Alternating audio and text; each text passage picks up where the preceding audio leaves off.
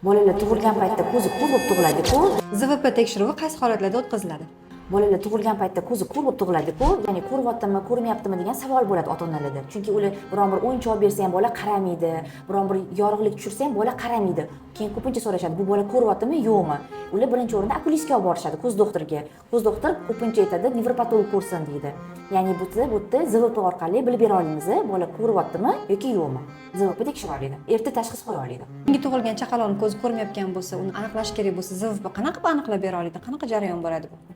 Buning uchun bolani uxlagan paytda tekshiriladi. Bola uxlagan paytda ko'ziga svet tushiriladi, ya'ni ochki orqali svet tushirilib, ya'ni o'sha svetni bolani miyasi qanaqa qabul qilayotgani o'rganiladi. Ya'ni ko'ziga svet tushganda ko'ruv nervi orqali ma'lumotlar xiyazmaga boriladi. Undan ko'ruv yo'llari orqali orqa miya ensa qismida joylashgan ko'ruv markaziga boradi. Ya'ni ko'ruv markazi javob beryaptimi yo'qmi, ZVP orqali aniqlanadi.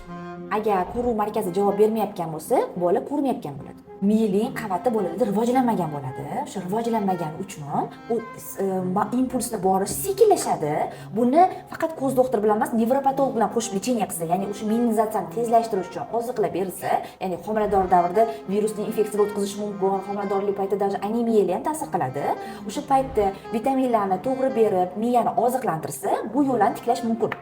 Bosh miyani ensa qismida joylashgan ko'ruv markazini hujayralari rivojlanmagan bo'ladi. Ko'rmaydi ular.